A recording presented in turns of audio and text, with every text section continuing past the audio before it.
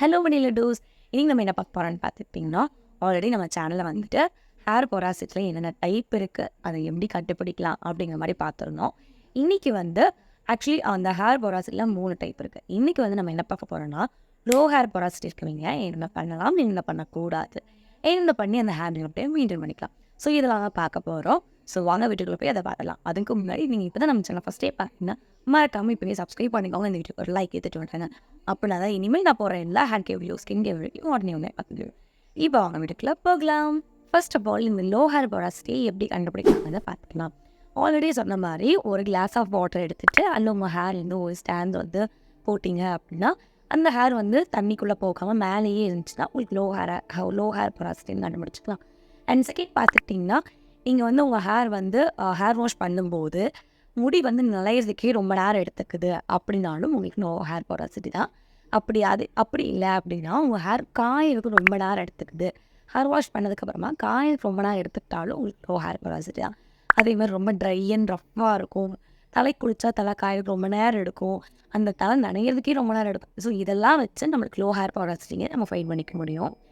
So இந்த hair porosity யாருக்கெல்லாம் இருக்கும்னு பார்த்துட்டிங்கன்னா, ஜெனட்டிக்காகவே ஒரு சிலருக்கு இருக்கும். அண்ட் ஒரு சிலருக்கு வந்து அவங்களோட என்வாயன்மெண்ட்டை பொறுத்து அந்த ஹேர் பொராசிட்டி வந்திருக்கலாம்.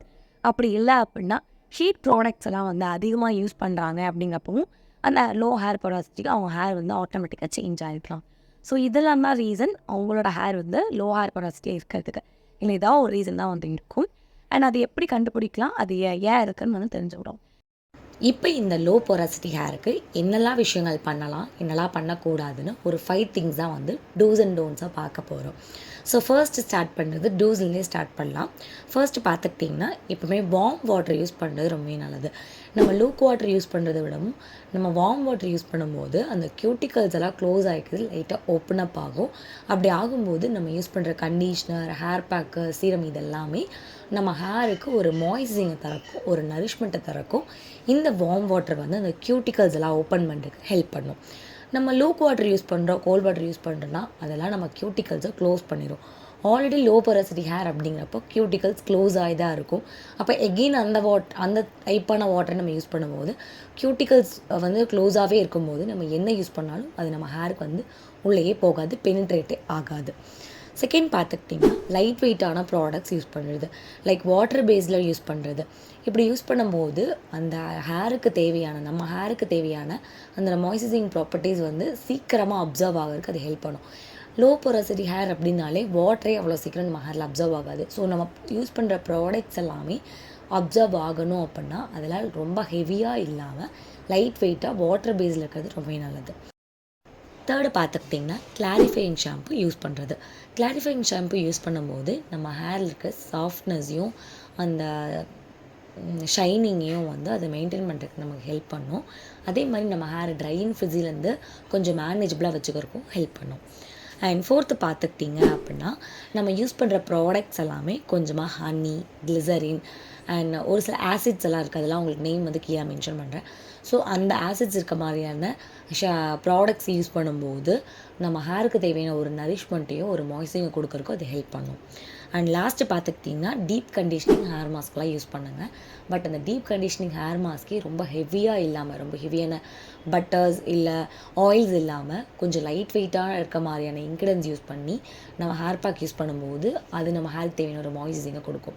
அண்ட் ஒன் மோர் விஷயம் நான் சொல்லணும்னு நினைக்கிறேன்.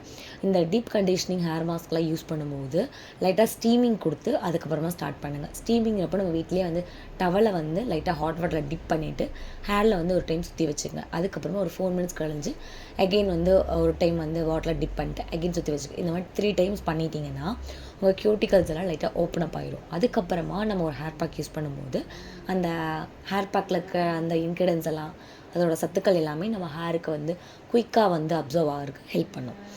அண்ட் இப்போ வந்து பார்த்துக்கிட்டிங்கன்னா, நம்ம என்னெல்லாம் பண்ணக்கூடாது, என்னெல்லாம் டோன்ட்ஸ் அப்படிங்கிறத பார்க்க போகிறோம். ஸோ ஃபர்ஸ்ட் பார்த்துக்கிட்டிங்கன்னா, அவாய்ட் ஹெவி ப்ராடக்ட்ஸ், அதாவது ரொம்ப ஹெவியான ஆயில்ஸு, பட்டர்ஸு, ஹெவியான இன்க்ரீடியன்ஸ் இருக்க மாதிரியான ப்ராடக்ட்ஸ் எல்லாம் யூஸ் பண்ணவே வேண்டாம். அண்ட் செகண்ட் பார்த்துக்கிட்டிங்கன்னா, டோன்ட் ஸ்கிப் ஹீட் அப்படின்னு சொல்கிறது என்னென்னா, ஹீட் ஸ்டைலிங் ப்ராடக்ட்ஸ் யூஸ் பண்ணணும்னு சொல்ல வரல.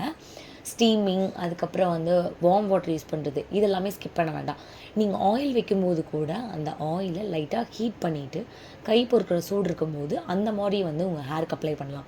அப்படி பண்ணும்போது உங்கள் கியூட்டிகல்ஸ் எல்லாம் வந்து ஓப்பன் அப் ஆகி சீக்கிரமாக அந்த ஆயில் வந்து உங்கள் ஹேருக்கு தேவையான ஒரு நரிஷ்மெண்ட்டை கொடுக்குறதுக்கு அது ஹெல்ப் பண்ணும். அண்ட் தேர்டு பார்த்துக்கிட்டிங்கன்னா லிமிட்டான ப்ரோட்டீன் ட்ரீட்மெண்ட்ஸ் வந்து எடுத்துக்கிறது.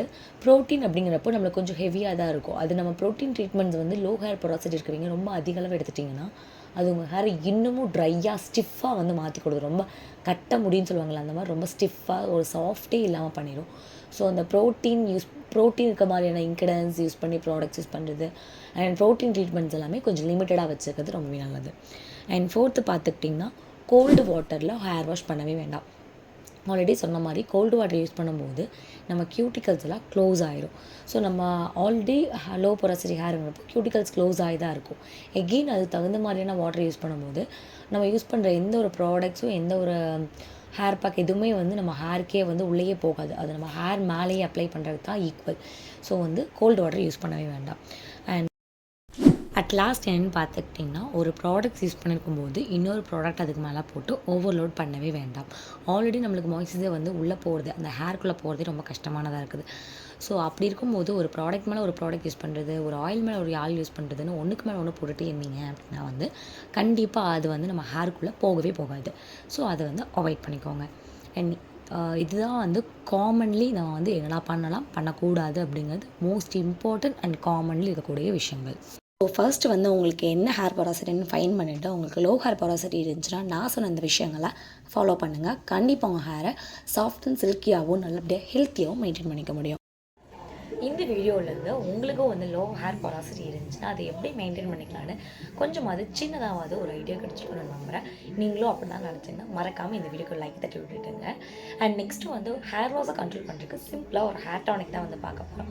அதை பார்க்குறதுக்கு இப்போ நம்ம சேனல் சப்ஸ்கிரைப் பண்ணிக்கோங்க. தேங்க்ஸ் ஃபார் வாட்சிங்.